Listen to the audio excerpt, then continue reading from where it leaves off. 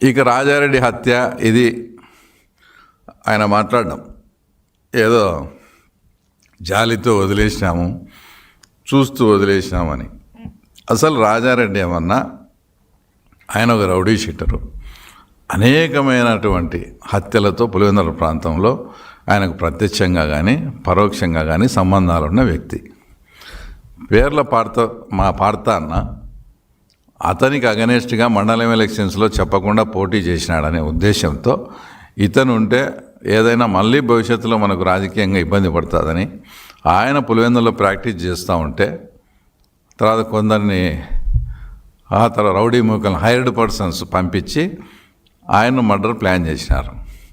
దేవుని దయతో ఆ రోజు ఆ రూట్లో 2 కానిస్టేబుల్స్ కూడా వెళ్తూ ఉన్నారు.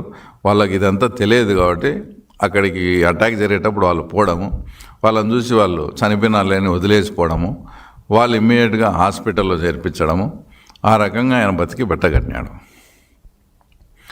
మాకు ఏ సంబంధం లేకుండా మాకు వచ్చి కేవలం రాజకీయానికి కోసమని మా అన్నను కానీ ఇంత పని చేస్తారా? ఇంకా రాజారెడ్డి బతికుంటే మమ్మల్ని చంపుతాడు కాబట్టి రాజారెడ్డినే మేము ఎందుకు చంపకూడదు అనే ఆలోచనతో చేసిన పని అది. నువ్వేదో వాళ్ళు ఏదో ఇంకోటో కాదు, నువ్వు బతికుంటే అతను మమ్మల్ని చంపుతావు. అట్టప్పుడు ఎవడైనా విధి లేని పరిస్థితుల్లో మా అన్న మీద అటాక్ చేసినారు, నువ్వు బతికుంటే మళ్ళీ మమ్మల్ని చేస్తావని ఇంకా మేము మనుగడ సాగించాలంటే రాజారెడ్డి అనే వ్యక్తి భూమి మీద ఉండకూడదని వాళ్ళు ఆ రోజు అటాక్ చేయడం, ఆయన చనిపోతే ఆ రోజు సొంతం పాడతా అన్న వాళ్ళ తమ్ముడు ఉమామహేశ్వరరెడ్డి కూడా ఆ రోజు ఆ తర్వాత వీళ్ళతో హత్య గావింపమన్నాడు. ఆ రోజు ఆ బాంబులు వేసే క్రమంలో ఆయనకు కూడా దెబ్బ తగిలి వేరే చోటు ఉంటే పులివెందుల నుంచి పోయి ఎవరైతే ఇప్పుడు భారతీ వాళ్ళ ఫాదర్ కానీ, అవినాష్ రెడ్డి ఫాదర్ కానీ, భాస్కర్ రెడ్డి కానీ, ఈసీ గంగిరెడ్డి కానీ ఆ కేసులో ముద్దాయిలు అందరూ వాళ్ళు. ఆ రోజే ఈ రిటాలియేషన్కు ప్రతీకారంగా ఆ రోజే జరిగింది. విచిత్రమైనది ఏంటంటే రాజారెడ్డి మర్డర్ చేసినారని ఉమామహేశ్వరరెడ్డిని మళ్ళీ వాళ్ళు వచ్చి చంపితే రాజారెడ్డి కేసులో పడిన వాళ్ళకు మీ అధికారాన్ని ఉపయోగించి శిక్ష పడింది. దానికి ప్రతీకారంగా జరిగిన మర్డర్లో శిక్ష పడలే. అంటే మీరు అధికారాన్ని ఏ రకంగా దుర్వినియోగం చేసి తర్వాత ఇంకా మేము జాలిపడి వదిలేసాం. నువ్వు వదిలేసేదేంది? వాళ్ళ నానా రకాలుగా ఇబ్బందులు పెట్టినావు. తర్వాత హైకోర్టులో వాళ్ళకు లైఫ్ పడింది. అది లైఫ్ ఎట్లా పడిందా ఏమనేది ఇంక అది మనం అవన్నీ ఇంక మాట్లాడకూడదు. లైఫ్ పడేట్టుగా చేసినారు. వాళ్ళ కుటుంబాలే సర్వనాశనం అయిపోయినాయి. 10-12 ఏళ్ళు జైల్లో ఉండొచ్చి ఇంకా తర్వాత వాళ్ళ మీద జాలి పడేదేంది? జాలి కాదు అది. అంతవరకు మీరు మీ ఇష్టం వచ్చినట్లు పల్లెల్లో వీళ్ళతో వాళ్ళని మర్డర్ చేయొచ్చు, వాళ్ళతో వీళ్ళని మర్డర్ చేయొచ్చా పబ్బం గడుపుకుంటూ ఉన్నారు. ఎప్పుడైతే పాడసారెడ్డి వాళ్ళు ఇది కరెక్ట్ కాదు, మనం ఆయన బతుకుంటే మనం చంపుతాడని వాళ్ళ ఇంట్లో మనిషి జోలికి పోయేటప్పటికే వాళ్ళు కొంచెం మేలుకొని ఇది మన ఇంటికే చుట్టుకొని వస్తుందని మీరు భయపడి ఆ తర్వాత మళ్ళీ వాళ్ళ జోలికి పోలే. జాలితో కాదు, కేవలం వాళ్ళకు భయపడి. వాళ్ళకంటే రేపొద్దున మనం ఎవరి మీదికి పోయినా కూడా మన ఇంట్లో వాళ్ళ మీదకి వస్తుందని అప్పుడు భయపడి అక్కడి నుంచి కొంతకు కొంత తగ్గడం జరిగింది. ఈ రకంగా రాజారెడ్డి ప్రస్థానం సాగితే ఇంకా రాజశేఖర రెడ్డి విషయానికి వచ్చేటప్పటికి ఒకటి లింగాల మండలం అని ఉంది. అక్కడ స్టార్టింగ్లో రామారావు గారి పీరియడ్లో ఉన్నప్పుడు మండలం ఎలక్షన్ జరిగినప్పుడు పెద్దగూడాల కృష్ణారెడ్డి అని ఆయన మర్డర్ చేశారు. ఎవరు ఆయన అంటే వాళ్ళన్న రామాంజుల రెడ్డి అప్పుడు మండలానికి కంటెస్ట్ చేశాడు. వాళ్ళుంటే ఎదుగుదల మాకు చాలా ఇబ్బంది అని చెప్పేసి అది నీట్గా ప్లాన్ చేసి ఒక 2 తాడిపత్రి సబ్స్టేషన్లో పెట్టి, అంటే ఎవరైతే అనుమానితులుగా ఈ మర్డర్ వెనక ఉంటారని దొన్లాగా ఎంగమూన్ రెడ్డి అని ఇంకో ఆయన్ను తాడిపత్రి స్టేషన్లో పెట్టి ఇతను సెకండ్ షోకి పోయి వస్తా అంటే అటాక్ చేసి డిఎన్ రెడ్డి అంటే మాజీ ఎంపీ వాళ్ళ గేట్ ముందరనే మర్డర్. అదే టయానికి నిన్న కేశవన్న చెప్పినట్లు హైదరాబాద్లో ఒక మిలిటరీ ఆఫీసర్తో ఈయన గొడవ పెట్టుకొని హైదరాబాద్లో ఇక్కడ కేసు పెట్టించుకొని, అంటే నేను ఆ ప్రాంతంలో లేను, నేను హైదరాబాద్లో ఉన్నానని ఒక ఎల్బీ కోసం రాజశేఖర రెడ్డి గారు స్వయంగా కుట్ర పని చేసిన మర్డర్ అది. నెక్స్ట్ వచ్చేసి రఘురామరెడ్డి గారు సింగిల్ విండో ప్రెసిడెంట్, లింగాల మండలమే. ఆయనను పులివెందులకు దగ్గరలో ఆయనను కూడా మర్డర్ చేశారు. ఈ మర్డర్ కూడా ఏంటి, ఆ రఘురామరెడ్డి అని ఆయన ఆ మండలం ఎలక్షన్స్లో వాళ్ళు చెప్తే వినకుండా ఇండిపెండెంట్గా కంటెస్ట్ చేసినాడు కాబట్టి ఆయన మర్డర్. నిన్న కేశవన్న కూడా వాళ్ళు కొంచెం బంధువులు కూడా అవుతారు మా పార్నపల్లిలో. ఎంత దారుణాతి దారుణమైన విషయం అంటే మొత్తం ఆ ఊరికి 400 నుంచి 500 మంది రాజారెడ్డి పోయి జనాన్ని వేసుకొని పోయి మొత్తం లైట్స్ అన్ని ట్రాన్స్ఫార్మర్లన్నీ ఆఫ్ చేసి కాంప్రెషర్లు డైనమిట్లు పెట్టి పేల్చి వాళ్ళ ఇంట్లో ఉండే మొత్తం, ఇప్పుడు మనుషులంటే వాళ్ళు ఎవరు లేరు, లేడీస్ని కూడా చాలా అసభ్యకరంగా ప్రవర్తించి అందరినీ బయటికి పంపించారు. వాళ్ళ మెడల్లో ఉండే గొలుసులు, పట్టు చీరలు అవన్నీ కూడా లూటీ చేసి ఇంట్లో ఉండే పశువులను ఇడ్చాలనే ఇంగిత జ్ఞానం కూడా లేకుండా డైనమిట్లు పెట్టి పేల్చితే వాళ్ళకు ఉండే పశు సంపద అంతా కూడా ఆ రోజు చనిపోయి, అది చూసేదానికి కానీ అంత హృదయ విదారకంగా. అంటే రాజారెడ్డి కానీ వీళ్ళతో పెట్టుకుంటే ఊరు మీదకి వచ్చి విచ్చలవిడిగా కరెంటు లైట్లు స్విచ్ ఆఫ్ చేసి ఇండ్లు కూడా డైనమిట్లు పెట్టి మేము పేలుస్తాము. అంతటి భయానకమైన వాతావరణాన్ని లింగాల మండలంలో సృష్టించి, ఇది చెప్పాల్సి వస్తుందంటే దానికి రాజకీయానికి సంబంధం ఉంది. ఇంతటి భయానకమైన వాతావరణాన్ని సృష్టించి లింగాల మండలం అంతా రిగ్గింగ్ చేసుకునేవాళ్ళు. ఎప్పుడైతే మన చంద్రబాబు నాయుడు గారు ముఖ్యమంత్రి అయిన తర్వాత 1996లో ఎంపీ ఎలక్షన్స్ వచ్చాయి. అక్కడ రాజమోహన్ రెడ్డి గారు కంటెస్ట్ చేశారు. అప్పుడు ఈయన 4,000 చిల్లర 5,000 స్వల్ప మెజార్టీతో గెలిచినారు. అప్పుడు ఏం జరిగింది, లింగాల మండలంలో అబౌవ్ 90% పోల్ అయినాయని చెప్పి మొత్తం లింగాల మండలం బాక్సులంతా రిగ్గింగే. ఆ బాక్సులన్నీ పక్కన పెడితే మళ్ళా కింద పడి ఆ బాక్సులు ఎంచుతే అంతా కూడా వన్ సైడ్ రిగ్గింగ్. అంటే ఒక హత్యలు, లింగాల మండలంలో 2 హత్యలు, ఒక డైనమిట్లు పెట్టి భయభ్రాంతులను చేసి ఓట్లన్నీ చేయించుకొని ఆ తర్వాత ఆ రోజే మీరు ఎంపీగా ఓడిపోయింటే మీకు ఇంత రాజకీయ భవిష్యత్తు ఉండేది కాదు. అంటే ప్రతి మర్డర్ వెనుక కూడా వాళ్ళొక పొలిటికల్ గెయిన్ అనేది ఉంటుంది. అసలు మీరు ఇంకా మామూలుగా ఆశ్చర్యపడతారు. గతంలో లింగాల మండలంలో ఎలక్షను రాత్రే బ్యాలెట్లన్నీ గుద్దేసుకొని పొద్దున ప్రజలు వచ్చేవారికి సంతకం పెట్టించుకొని పంపించేవాళ్ళు. అంటే పోలింగ్ అంతా రాత్రే పోలింగ్ ఆఫీసర్ని కంట్రోల్లో పెట్టుకొని ఆ ఊర్లోకి వస్తేనే రాత్రే బ్యాలెట్ పేపర్లు వస్తాయి. బ్యాలెట్ పేపర్లు రాత్రే అన్నీ గుద్దేసుకొని పొద్దున్నే ఎవరైనా జనాలు వస్తే వాళ్ళతో వరకు సిగ్నేచర్ పెట్టుకొని పంపించేవాళ్ళు. అలాంటి ప్రజాస్వామ్య వ్యవస్థ వచ్చేసి పులివెందుల్లో ఉండేది. తర్వాత భారత్ బంద్ అని అప్పుడు మనం రామారావు గారి నాయకత్వంలో ఉన్నప్పుడు నేషనల్ ఫ్రంట్లో ఉన్నాం. భారత్ బంద్ జరిగితే విపరీతంగా పులివెందుల్లో జనాలు వచ్చి భారత్ బంద్ బాగా సక్సెస్ అయింది. ఆ రోజు ఏదైతే వాళ్ళకు కాలేజెస్ ఉన్నాయి, డిగ్రీ కాలేజ్ కానీ డిప్లొమా కాలేజ్ కానీ అప్పటికి వాళ్ళ కాలేజీలే, ఆ కాలేజీ లేకపోయి కూడా స్టూడెంట్స్ను లెక్చరర్స్ను ఈరోజు బంద్ అని చెప్పి పంపించారు. ఇంతవరకు వాళ్ళ కాలేజీలోకి ఎంటర్ అయిన చరిత్ర ఎప్పుడు లేదు.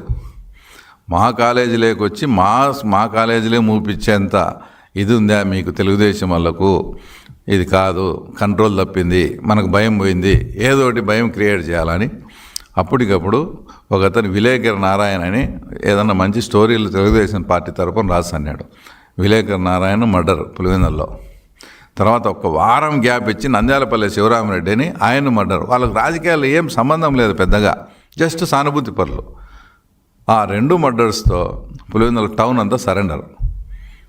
ఏ సంబంధం లేకుండా కొంచెం సానుభూతి పరులుగా ఉండే వాళ్ళనే మర్డర్ చేస్తే ఇంకా తెలుగుదేశం వైపు యాక్టివ్గా తిరిగే వాళ్ళ మా పరిస్థితి ఏందని ఆ 2 మర్డర్స్తో పులివెందుల టౌను ఆ తర్వాత ఆటోమేటిక్గా ఇచ్చేసి మర్డర్.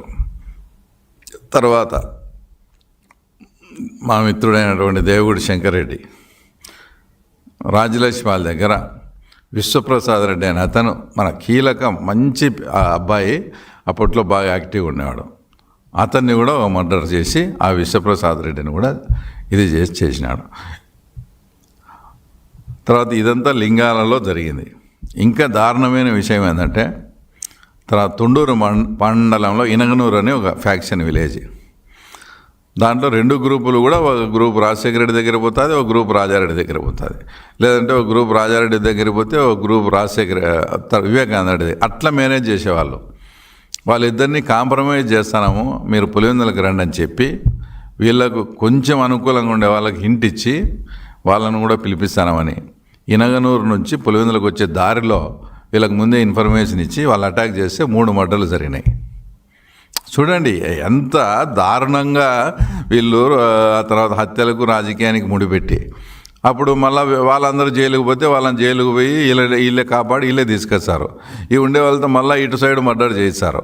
లాస్ట్కు 2 వర్గాలు కూడా విధి లేని పరిస్థితుల్లో వాళ్ళకి ఏమి చేత కాక సరెండర్ అయిపోయి ఇద్దరికి ఊర్లో ఏమో కొట్లాడుకుంటారు, వీళ్ళు పిలిచేమో ఆఫీస్ కాడికి 2 వర్గాలు ఉంటాయి ఆడ, మళ్ళా ఊరికి పోతే మళ్ళీ కొట్లాడుకుంటారు. అట్లాంటి వాటిని కూడా ఒక నాయకత్వం వహిస్తూ ఇంకొకరు నాయకత్వం వహిస్తూ 2 గ్రూపులను మెయింటైన్ చేసుకుంటూ అలాంటి 2 ఫ్యాక్షన్ విలేజ్లో 2 గ్రూపులు మెయింటైన్ చేసిన తర్వాత నీకు ఓటింగ్ వస్తే పొద్దున్నే ఓటింగ్ రానిచ్చేది లేదు, ఏం లేదు, రిగ్గింగ్ చేసుకునేది. ఆ రకంగా వీళ్ళు రాజకీయంగా స్టెప్ బై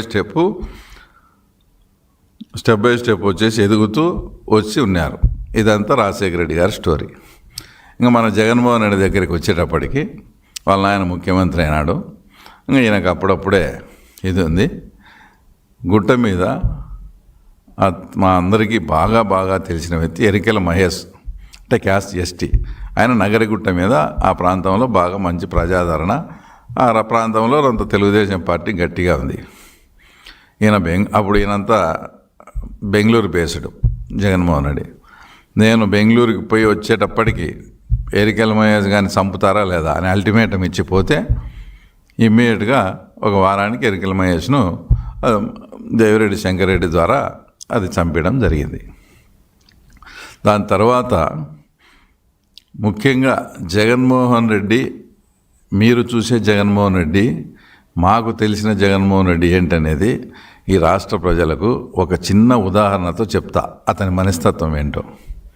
ఆ ఎరికెల మహేష్ అనే అతన్ని చంపిన తర్వాత మళ్ళీ 6 నెలలకో 9 నెలలకో ఆ మహేష్ వాళ్ళ తమ్ముని కొడుకు ఉదయ్ అని జస్ట్ 19 years, వాళ్ళ ఫ్రెండ్ సాకే రామాంజలి అని 20 years, వాళ్ళు కూడా ఇబ్బందిగా ఉంది, మా పెదనాయన చంపిన వాళ్ళని మేము చంపుతామని వాళ్ళని అన్నట్టు ఇదంతా క్రియేట్ చేసి వాళ్ళని కూడా మర్డర్ చేయాలని ప్లాన్ చేసుకున్నారు. సరే, ఏదైతే ఇప్పుడు వివేకానంద రెడ్డి కేసులో అనుమానితునిగా చనిపోయిన కువైట్ గంగాధర్ రెడ్డి అనే వ్యక్తి ఆ రోజే దేవిరెడ్డి శంకరెడ్డి అతనితో కోర్టు ఆపరేషన్ చేసి ఆ ఉదయ్ అనే అబ్బాయిని సాకే రామాంజలను వేరే వాళ్ళ ద్వారా ఈ కువైట్ గంగాధర్ ద్వారా పిలిపించి వాళ్ళకు బీర్లో ట్యాబ్లెట్లు వేసి బీర్ దాపి వాళ్ళు అన్కాన్షియస్లోకి వెళ్ళిపోయినారు.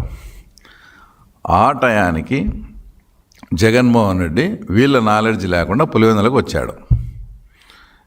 జగన్మోహన్ రెడ్డి పులివెందుల్లో ఉండగానే ఇది చేస్తే మళ్ళీ జగన్మోహన్ రెడ్డి తో మళ్ళా చెప్పకుండా చేశారంటారని వాళ్ళు ఇన్ఫర్మేషన్ని జగన్మోహన్ రెడ్డికి పాస్ చేసినారు.